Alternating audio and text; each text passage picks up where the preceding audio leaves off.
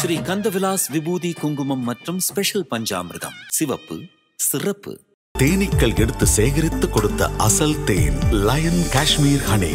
அசல் தேன் அசந்தேன். 5க்கும் மேற்பட்ட நறுமணங்களில் நக்ஷத்ரா விளக்கேற்றும் எண்ணெய். ஷண்முகன் நீயும் தனியொளியவும் குண்டலியாம் சிவகுகன் தினம் வருக. இது என்ன விஷயம்? இது ஏதாவது மந்திரமா? இல்லை என்னதான் இதுல தேவராயர் பாலதேவராயர் சொல்றாரு? ஒவ்வொரு மந்திரங்களுக்கும் ஒவ்வொரு தன்மை உண்டு. ஆனால் நீங்கள் ஸ்பெஷல் டிக்கெட் வாங்கிட்டு போய் கடவுளை பார்க்கறது எவ்வளோ ஒரு ஆனந்தத்தை கொடுக்குமோ, மாலைகளை கொடுக்குமோ, மரியாதையை கொடுக்குமோ, அந்த மாதிரி இந்த பீஜ மந்திரங்களை சொல்லி அவனை அழைக்கும் போது அந்த அதிர்வுகளுக்குள் அவன் இயங்கி கொண்டிருக்கிறான். சவுண்ட் அண்ட் லைட்ஸ் பற்றி ரிசர்ச் பண்ணிட்டு இருக்கறனால சொல்கிறேன், சத்தத்தின் வாயிலாக மட்டும்தான் பிரபஞ்சம் இயங்குகிறது. இதில் எந்த மாற்று கருத்தும் இல்லை. அப்போ சத்தத்தை வைத்து கொண்டு தான் இந்த கடவுளை இந்த இடத்தில் அடைய முடியும் என்று ஐம், சௌம், க்ளீம், ஹ்ரீம், ஸ்ரீம், க்ளௌம், இந்த ஒவ்வொரு மந்திரங்களும் அடுத்து பேரை வராருன்னா அவர் ஏஐ மூலமாக சில விஷயத்தை தூண்டுவார். முதல்ல பேப்பர் எழுதுனேன்றது இப்பயும் பேப்பரில் எழுத மாட்டாங்க, ஆனால் எழுதவும் செய்வார்கள். இந்த கான்செப்டை புரிஞ்சுக்கிட்டீங்கன்னா கந்த சஷ்டி கவசத்திற்கும் கந்தகுரு கவசத்திற்குமான ஒரு பிணைப்பு உங்களுக்கு புரிந்துவிடும். ஏன்னா நான் ஏற்கனவே சொன்ன மாதிரி வார்த்தைகளுக்குள் முருகன் வசப்படுவான், அவ்வளோதான். எல்லா கடவுளும் வார்த்தைகளுக்குள் வசப்பட விடுவாங்க.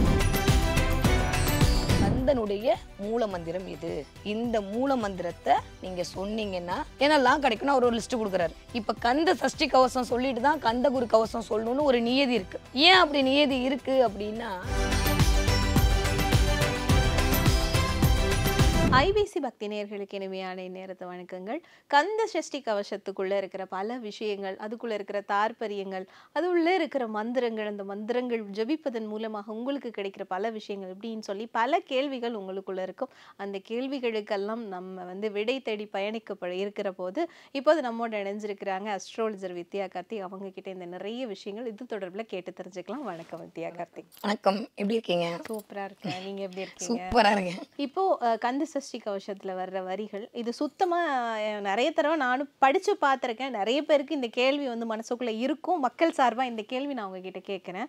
ஐயும் கிளியும் அடைவுடன் சவ்வும் உய்யொளி சவ்வும் உயிரையும் கிளியும் கிளியும் சவ்வும் கிளரொளியையும் நிலை பெற்றென் முன் நித்தமும் ஒளிரும் ஷண்முகன் நீயும் தனியொளியவும் குண்டலியாம் சிவகுகன் தினம் வருக.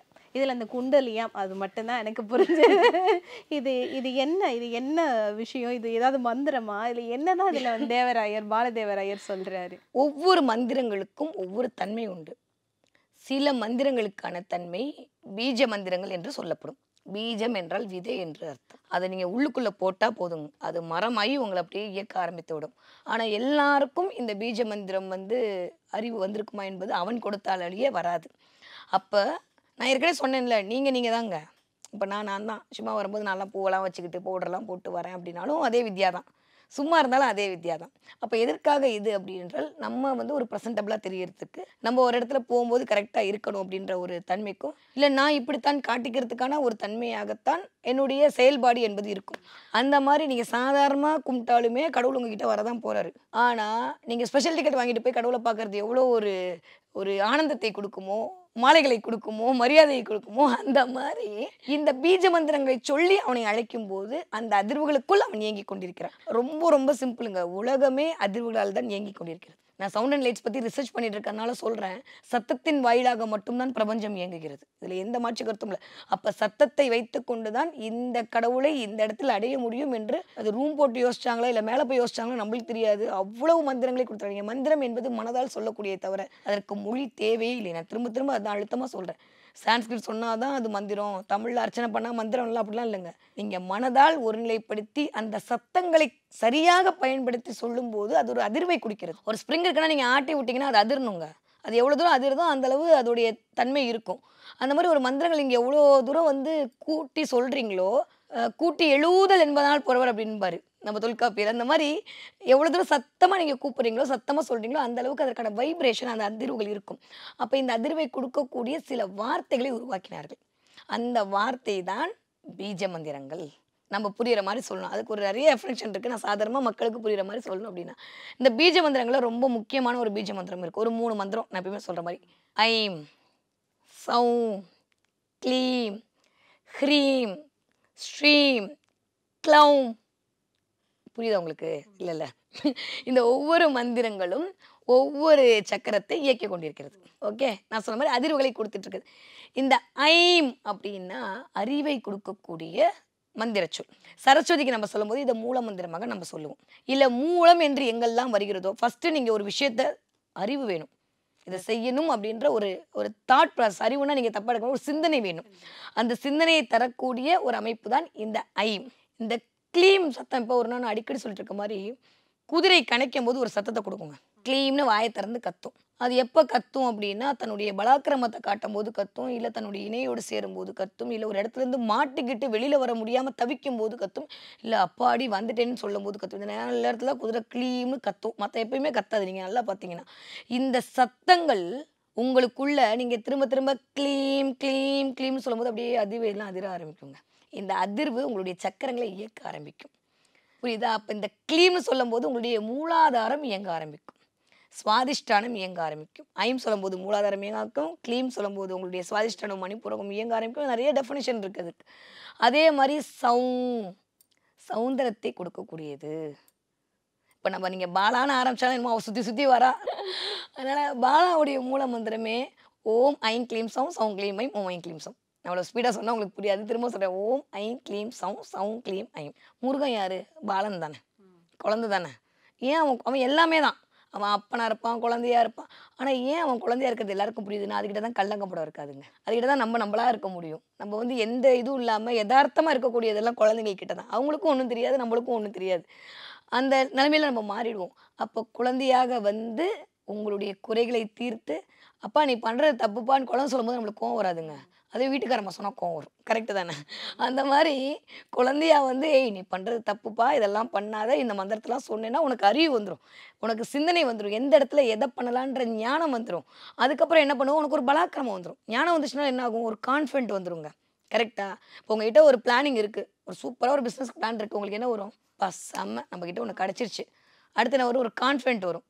கான்ஃபிடென்ட் வந்தால் மட்டும் போதுமா? ஒரு இடத்துல அதை பண்ணும்போது அதுலேருந்து ஒரு காசு வருதுன்னு வச்சுக்கோங்க, என்ன வரும்? ஒரு சந்தோஷம் வரும். சௌமியமாக இருப்பீங்க, சந்தோஷமாக இருப்பீங்க. அப்போ முருகன் என்ன பண்ணுவான்? உங்களுக்கு சிந்தனையை கொடுப்பான், அறிவை கொடுப்பான், பலத்தை கொடுப்பான், அதன் மூலமாக வரக்கூடிய சந்தோஷத்தை கொடுப்பான். திரும்ப திரும்ப திரும்ப உங்களுடைய குணத்தை அளிப்பான், உங்களுடைய ரோகத்தை அளிப்பான், உங்களுடைய சத்ருவை அளிப்பான், உங்களுக்கு சௌபாகியத்தை தருவான்.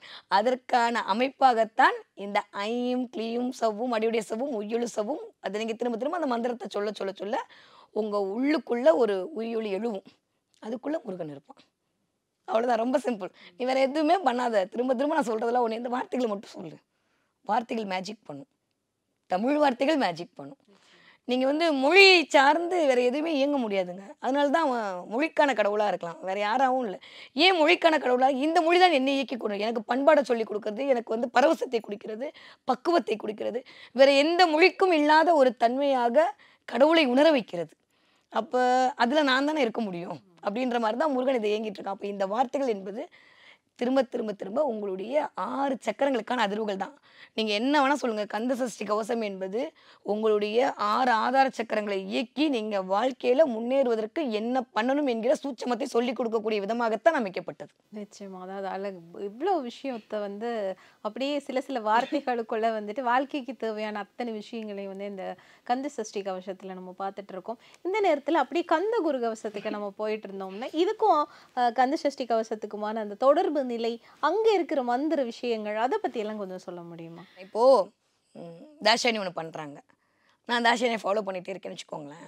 என்னுடைய அறிவு எப்படிப்பட்டதாக இருக்கும்னா, சரி இப்படி நம்ம பேசுவோம். ஒரு அப்பா ஒரு வியாபாரம் பண்றாரு, அடுத்து மகன் வரும்போது என்ன பண்ணுவார்னா அந்த காலத்து அந்த மாதிரி சில டெக்னிக்கலை யூஸ் பண்ணுவார். அடுத்து பேரை வர்றாருன்னா அவர் ஏஐ மூலமாக சில விஷயத்தை தூண்டுவார். முதல்ல பேப்பர் எழுதுனேன்றது இப்பயும் பேப்பரில் எழுத மாட்டாங்க, ஆனால் எழுதவும் செய்வார்கள். இந்த கான்செப்டை புரிஞ்சுக்கிட்டிங்கன்னா கந்த சஷ்டி கவசத்திற்கும் கந்த குரு கவசத்திற்குமான ஒரு பிணைப்பு உங்களுக்கு புரிந்துவிடும். கந்த சஷ்டி கவசம் என்பது உங்களுக்கு கவசமாக இயங்க ஆரம்பித்துவிடும். அதற்குள் நீங்கள் ஐக்கியப்படும் போது உள்ளுக்குள் இருக்கக்கூடிய அவன்தான் குருவாக இருக்கிறார் என்ற ஞான நிலைக்குள் நீங்கள் போய்விடுவீர்கள். அதற்கான இந்த மந்திரங்கள் உங்களை இயக்க ஆரம்பித்து விடும். குருவானப்புறம் என்ன பண்ணணும்? சொல்லி கொடுக்கணும்ல. இப்போ ஒரு குரு ஆயிட்டாரு, இப்போ எனக்கு முருகனை தேடுறேன், நான் இதெல்லாம் படிக்கிறேன், எனக்கு ஏதோ ஒரு ரிசம்பிளில் தெரிகிறாரு, பட் கரெக்டாக ஐடென்டிஃபை பண்ண முடியல. நீ எப்படி இருப்ப, என்ன வண்ணத்தில் இருப்ப, என்ன மாதிரி இருப்ப, உன்னை பிடிச்சிக்கிறதுக்கு நான் இன்னும் என்னெல்லாம் பண்ணணும். எனக்கு தெரியுது, ஓ முருகன் தான் எல்லாத்துக்கும் காரணம்னு புரிஞ்சிருச்சு. புரிஞ்சப்பறம் என்னால் அவனை விட முடியுமா? முடியாது. எனக்கு இன்னும் மேலும் வேணும், அவனை பற்றியான தேடல் வேணும், அவனை பற்றியான தெரிஞ்சுக்கணும். நிறைய தெரிஞ்சுக்கிறதுக்கு நான் என்ன பண்ணணும்? அப்போ வேறு ஏதாவது மந்திரம் இருக்கா, வேறு ஏதாவது மந்திரம் இருக்கான்னு சொல்லும்போது நான் தான் ஏற்கனவே சொன்னேன், மாயையும் அவன்தான், மாயைக்குள் அனுகிரகம் செய்பவனும் அவன்தான். அவனை நினைக்க வைக்கிறதும் அவன் தான், அந்த நினப்புக்கான வழிகளை கொடுக்குறவும் அவன் தான், எல்லாமே அவன் தான். முருகன் தான், முருகன் அன்றி வேறு ஒன்றுமே இல்லை. மூச்சு விடுறதுலேருந்து முன்னுக்கு வர வரைக்கும் முருகன் தான். அவர் தான் வந்து இயங்கிட்டு இருக்க ஒரு மனுஷனுக்குள்ள எல்லாருக்கிட்டையும் அவர் தான் இயங்கிட்டு இருக்காருன்ற போது கந்தகுரு கவசத்துல ஒரு மூல மந்திரம். நீங்க திரும்ப திரும்ப எதுக்கு இது மூல மந்திரம் அப்படின்னா இதுல இருந்து தான் ஆரம்பிக்கிறது. இப்போ ஒரு விஷயத்தை தெரிஞ்சுக்கணும் அப்படின்னா ஒரு குழந்தை வந்து ஒரு அம்மா கிட்ட வந்து புடவை கட்ட ஆசைப்படனா அம்மா வந்து சொல்லி கொடுப்பா, அம்மா இப்படிலாம் நீ புடவை கட்டணும், இப்படிலாம் வந்து நீ பண்ணணும் அப்படின்னு. இல்ல ஒரு அப்பா கிட்ட போய் ஒரு பையன் வந்து ஒரு சைக்கிள் ஓட்ட கத்துக்கிறானா அப்பா இப்படிலாம் பண்ணணும்னு சொல்லி அதை சொல்லி கொடுத்துட்டா போதும், அந்த பையன் சூப்பரா சைக்கிள் ஓட்ட ஆரம்பிச்சுட்டா, சொல்லி கொடுத்துட்டா போய் இந்த குழந்தை சூப்பரா புடவை கட்டி அதுக்கு தகுந்த மாதிரியான ஒரு அழகு நிலைப்பாடை கொண்டு விடும். அப்ப சொல்லி கொடுப்பதற்கு ஒரு விஷயம் வேணும்ல. அப்ப முருகனை அடைவதற்கான, ஏன்னா நான் ஏற்கனவே சொன்ன மாதிரி வார்த்தைகளுக்குள் முருகன் வசப்படுவான், அவ்வளவுதான். எல்லா கடவுளும் வார்த்தைகளுக்குள் வசப்பட விடுவாங்க. நம்மளே நல்லா இருப்போம்னு சொன்னா நம்மளும் நல்லா இருப்போம். அப்போ வார்த்தைகளுக்கு நம்மளே வசப்படுறோம், சூப்பரா இருக்கீங்க நீங்க அப்படின்னு சொன்னா நம்மளுக்கு அப்படியே இருக்கும். அப்ப எதற்குள் வசப்படுகிறோம்? வார்த்தை தான். அப்ப கடவுள் எதற்குள் வசப்படுவான்? வார்த்தைகளுக்குலாம் வசப்படுவான். அதை அழகாக கணிச்ச நம்ம முன்னோர்கள் என்ன பண்ணாங்கன்னா, இவருக்கு அடுத்து வந்தக்கூடிய இந்த சச்சிதானந்த சுவாமிகள் அவர் தான் வந்து கந்தகுரு கவசத்தை எழுதுற ஒரு பயங்கர சீக்ரெட்டான ஒரு விஷயத்தை ரிவீல் பண்றார். இதுல அடுத்து ஒரு பெரிய கொஸ்டின், மில்லியன் ஆஃப் கொஸ்டின் எல்லாருக்கிட்டே இருக்கு. அதுல வந்து ஒரு விஷயத்தை அழகா சொல்றாரு. கந்தனுடைய மூல மந்திரம் இது, இந்த மூல மந்திரத்தை நீங்க சொன்னீங்கன்னா என்னெல்லாம் கிடைக்கும்னு அவர் ஒரு லிஸ்ட் கொடுக்குறாரு. ஓகே, இப்ப கந்த சஷ்டி கவசம் சொல்லிட்டு தான் கந்தகுரு கவசம் சொல்லணும்னு ஒரு நியதி இருக்கு. ஏன் அப்படி நியதி இருக்கு அப்படின்னா, முதல்ல என்னன்னாவது உனக்கு தெரியணும். உனக்கு நான் சொன்ன மாதிரி ஃபர்ஸ்ட் ஏ போட தெரியணும். ஏ போட தெரிஞ்சா நீ எஸ்ஸே எழுத முடியும். இப்ப ஏ போட தெரியறதுக்கான ஒரு பிள்ளையார் சொல்லிய சக்கராவை ஆக்டிவேட் பண்றத, உட்கார வைக்கிறத, நிக்க வைக்கிறத, நடக்க வைக்கிறத, இதெல்லாம் கிடைக்கும்னு நம்ப வைக்கிறத. ஓ இதெல்லாம் கிடைக்குமா அதை சொன்னா? நவக்கோள் மெழுது நன்மை போதும். அப்போ எனக்கு இந்த 9 கிரமும் எனக்கு பிரச்சனை பண்ணாதா, அப்பாடி நான் யார்ட்டையும் போக வேணாமா, தப்பிச்சு வேணான்ற ஒரு நிம்மதியை கொடுத்ததுக்கு அப்புறம் நான் கேட்ட மாதிரி இந்த நிம்மதி கிடைச்சா என்ன அடுத்து அப்படின்னு யோசிக்க வைக்கக்கூடிய தன்மையை கொடுக்கக்கூடியது கந்தகுரு கவசம். கந்தகுரு கவசத்துல முருகனுடைய மூல மந்திரத்தை வந்து சொல்றாங்க. இது வேற எங்கேயுமே சொல்லப்படாத ஒரு மூல மந்திரம். இந்த மூல மந்திரத்தை அவர் என்ன சொல்றாருன்னா 1 கோடி தடவை உருப்போடணும்னு சொல்றாரு. நீங்க சொன்னீங்களே இந்த ஐயும் கிளியும் சவ்வும் இதெல்லாம் ஒரு விஷயம் சொல்லிட்டு இருக்கீங்க. நான் சொன்ன மாதிரி இதெல்லாம் சாதாரணமான பீஜ மந்திரங்கள். இதோட இன்னும் ஸ்ட்ராங்கான ஒரு மந்திரம், அடுத்த லெவல் ஆஃப் முருகனை பிடித்துக் கொள்வதற்கான ஒரு இதுதான். இதை வார்த்தை நீ சொல்லிட்டா போதும்பா, முருகன் உங்ககிட்ட வந்து நின்றுவான், அவன் குருவா அமர்ந்துருவான். அது என்ன? இல்ல நான் இல்ல, எனக்கு கேட்கறது பலரும் இதை கேட்கறாங்க. கேளு அது என்ன வந்துரும் கேளு. என்னுடைய நேயர்களுக்காக நான் இல்ல ஒண்ணுமே, நீங்க போய் கந்தகுரு கவசத்தை திறந்தீங்கன்னா அவர் ரொம்ப அழகா ஒரு வார்த்தையை சொல்லுவாரு. ஐயும் கிளியும்லாம் சொல்லி முடிச்சுட்டு நீ வர இந்த பக்கம் அப்படியே வரும்போது ஓம் சௌம் சரவண பவ ஸ்ரீம் ஹ்ரீம் க்ளீம் க்ளௌம் சௌம் நமக என கூட்டு. நீங்கள் ரொம்பலாம் குழப்பம், நான் சொல்கிறது திரும்ப ஒரே இடத்துல சொல்லுங்கள். இதெல்லாம் போட்டு அவர் அப்படி கூட்டு இப்படி கூட்டுலாம் சொல்லுவார். அவர் தெரிந்து கேட்டு வித்யா உங்களுக்கு ஸ்ட்ரெயிட்டாக சொல்கிறேன். ரொம்ப சிம்பிளாக ஓம் சௌம் சரவண பவ ஸ்ரீம் ஹ்ரீம் க்ளீம் க்ளௌம் சௌம் நமக. ஏன் நான் திரும்ப திரும்ப சொன்ன மாதிரி, இப்போ நீங்கள் ஒரு வேலையை ஒரு தடவை செய்கிறீங்க, உங்களுக்கு 1 ரூபா கிடைக்கிது. 2 தடவை செஞ்சா, 3 தடவை செஞ்சா, அப்போ ஒரு மந்திரத்தை நீங்கள் திரும்ப திரும்ப சொல்லும்போது அதற்கான பலன் கிடைக்கும். இதை வந்து என்ன பண்ணாங்கன்னா நவாட்சர தடவை சொல்கிறது, சடாட்சர தடவை சொல்கிறது, திரிகோண தடவை சொல்கிறதுன்ற மாதிரி 3ஆ சொல்கிறது, 5ஆ சொல்கிறது, 9ஆ சொல்கிறது. நம்ம பாலே சொல்லும்போது ஓம் ஐம் க்ளீம் சௌம் சௌம் க்ளீம் ஐம் அப்படின்னோட முடிச்சிருப்பாங்க சில பேர். ஸ்ரீவித்யா உபாசனை எடுக்கும்போது, நான் ஸ்ரீவித்யா எடுத்துன்னு இருக்கனால சொல்கிறேன். இன்னொரு சார் என்ன பண்ணுவாங்கன்னா ஓம் ஐம் க்ளீம் சௌம் சௌம் க்ளீம் ஐம் ஐம் க்ளீம் சௌம் அப்படின்னு முடிப்பாங்க. இந்த சத்தங்கள் நீங்கள் எத்தனை தடவை நீங்கள் அதிர அத்தனை தடவை ஈஸியாக வந்து வசப்படுத்த முடியும், இல்லை நாம் வசிக்க முடியும். அந்த மாதிரி இந்த மந்திரங்களை அந்த வந்த சொல் திரும்ப வந்து ஒரு அதிர்வை ஏற்படுத்துது. தண்டனை கணக்கான சொல்லுவாங்க எப்படி இருக்கு, அதிர்தான் ஜாலியாக இருக்கா. அப்போ அது எப்படி உள்ளுக்குள்ளே புகுந்து ஒரு விஷயத்தை பண்ணுதோ, இந்த மந்திரங்கள் திரும்ப திரும்ப வரும்போது ஒரு விஷயத்தை பண்ணும். அப்போ என்ன பண்ணும், சௌம் அப்படின்னும் போது சௌமியத்தை கொடுக்கும். அப்போ நீங்கள் முருகனுடைய மூல மந்திரமாக என்ன தீர்மானம் செய்யப்பட்டிருக்கு, இதுதான் முருகன் மந்திரம். முருகன் உட்கார்ந்து உரைத்து கொடுத்த மந்திரம் என்னன்னா ஓம் சௌம் சரவண பவ ஸ்ரீம் ஹ்ரீம் க்ளீம் க்ளௌம். நம்ம இப்போ தான் ஹ்ரீம் பற்றி பேசணும், க்ளீம் பற்றி பேசணும், க்ளௌம் அடுத்து திரும்ப சௌம் நமக அப்படின்னு சொல்லுங்க. எத்தனை தடவை சொல்லணும்? 1 கோடி தடவை சொல்லணும். 1 கோடி தடவை சொன்னாதான் முருகன் வருவாரா? கண்டிப்பாக 1 கோடி தடவை தான் சொன்ன முருகன் வருவார். ஆனால் இன்னொரு சுச்சமாக நான் உங்களுக்கு மட்டும் ஒன்று சொல்லிக் கொடுக்குறேன். மந்திரங்களை எப்படி பிரயோகப்படுத்த வேண்டும் என்று ஒன்று இருக்கிறது. அதுக்கு ஒரு தனியாக நியதிகள்லாம் ஒன்று வச்சுருக்காங்க. இப்போ ஃபஸ்ட்டு அப்போ சொல்லும் போது நீங்கள் என்ன பண்ணுவீங்கன்னா உடனே நோட் எடுத்து எழுதி வச்சுக்குவீங்க. அதை ஐயோ வித்யா மேம் சொல்லிட்டாங்க அப்படின்றதுக்காக, இல்லை போய் இன்னொரு ரெஃபரும் பண்ணிவிட்டு கரெக்டாக இருந்தால் கரெக்டு, தப்பாக இருந்தால் கமெண்ட்லலாம் போட்டு எல்லா வேலையும் பண்ணிவிட்டு ஒரு ஞானத்துக்குள் வந்து விடுவீர்கள். என்ன பண்ணுவீங்க? திரும்ப அதே மாதிரி ஓம் சௌம் சரமண பவ ஸ்ரீம் ஹ்ரீம் க்ளீம் க்ளௌம் சௌம் போட்டு நமக அப்படின்னு எழுதி வச்சிட்டிங்கன்னா, இது இவ்வளோ பெருசு சொல்லும் போதே இப்படி மூச்சு வாங்க. அது மனப்பாடம் பண்ணுறதுக்கு டேக் சம் டைம் இல்லையா? கொஞ்ச நாள் ஆகும். அப்போ என்ன பண்ணுவீங்க? வாயை திறந்து இங்கே சொல்லிகிட்டே இருப்பீங்க. சொல்லும் போது அது என்ன ஆகும்னா நாளடைவில் உங்களுக்கு மனப்பாடம் ஆகிடும். மனப்பாடம் ஆனால் என்ன பண்ணுவீங்க? நீங்கள் அது ஏதோ ஒரு விஷயம் கொடுத்துருச்சு உங்களுக்கு, உடனே என்ன பண்ணுவீங்க? விடுவீங்க நீங்கள். திரும்ப அப்படியே உட்காந்து எங்கனாலும் இப்போ வந்து ஒரு 8 மணிக்கு தினம் காலையில் உட்காந்து இந்த விஷயத்தை பண்ணிகிட்டு இருக்கீங்க. ஒரு 20 நாளில் 21 நாள் உங்களுக்கு மந்திரம் வந்து மனப்பாடம் ஆகி விட்டது. சித்தி ஆயிடுச்சுன்னா சொல்ல, மனப்பாடம் ஆகி விட்டது. மனப்பாடம் ஆனால் நீங்கள் என்ன பண்ணுவீங்க? கிச்சனில் உட்காந்து எங்கே உட்காந்து என்ன பண்ணாலும் என்ன பண்ணுவீங்க? டைம் இருக்காது. நம்ம மந்திரம் தானே, பழகிற வரைக்கும் தான் நம்ம ஒருத்தவங்க இம்ப்ரெஸ் பண்ணிட்டே இருப்போம். பழகிட்டோன்னா அவ்வளோதான். எப்பயுமே கல்யாணம் ஆகும் முன்னாடி தான் அப்படியே இருக்கும். கல்யாணம் ஆயிடுச்சா வா அப்படின்ற மாதிரி ஆகிடும்ல, அந்த மாதிரி தான் எல்லாமே. அப்போ என்ன ஆகும்னா முணுமுணுக்க ஆரம்பிப்பீங்க. முணுமுணுக்கக்கூடிய ஒரு தன்மைக்குள் நம்ம வந்துடும். ஓம் ஐம் க்ளீம் சம்சாரம் ஓம் அப்படியே சொல்லிகிட்டே இருப்போம்.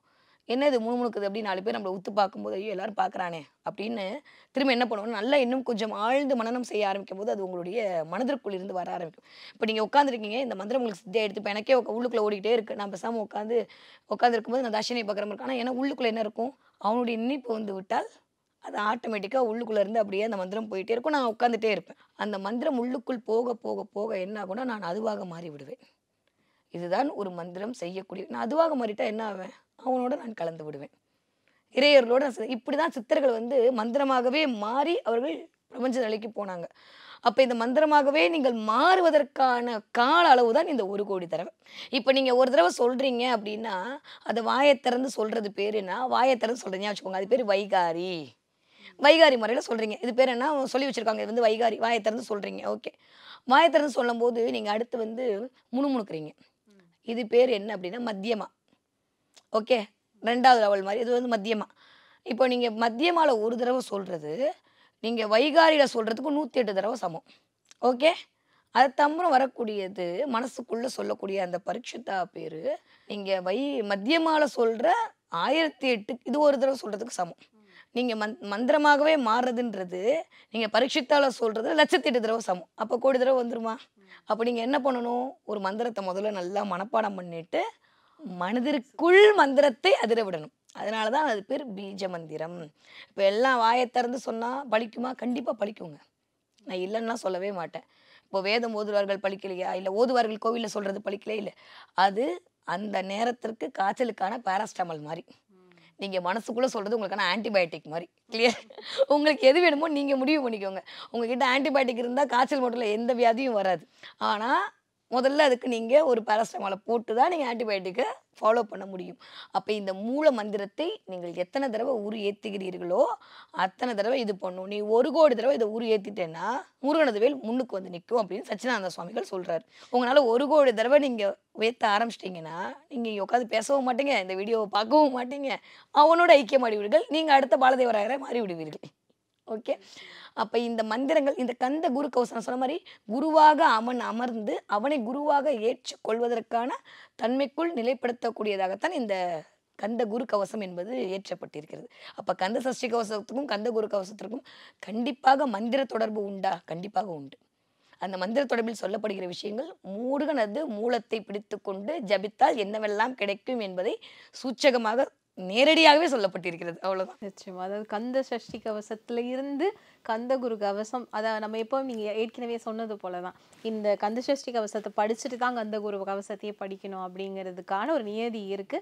அதுக்கான ஒரு மந்திர சூட்சுமம் அப்படிங்கறத இன்னைக்கு நீங்க சொல்லியிருக்கீங்க. சிவப்பு சேலை கட்டிக்கிட்டு வெப்பிலையும் எடுத்துக்கிட்டு, சிவப்பு சேலை கட்டிக்கிட்டு வெப்பிலையும் எடுத்துக்கிட்டு, வேர்க்காட்டு கருமாறி ஆடி வந்தாடா அவள் வெறுப்புடனே தொழுபவரி விரைகளையே ஓட வைத்து பொறுப்புடனே நம்மை காக்க ஆடி வந்தாளா. ஸ்ரீ கந்தவிலாஸ் விபூதி குங்குமம் மற்றும் ஸ்பெஷல் பஞ்சாமிர்தம் சிவப்பு சிறப்பு. தேனீக்கள் எடுத்து சேகரித்து கொடுத்த அசல் தேன் லயன் காஷ்மீர் ஹனி. அசல் தேன் அசந்தேன். 5க்கும் மேற்பட்ட நறுமணங்களில் நக்ஷத்ரா விளக்கேற்றும் எண்ணெய்.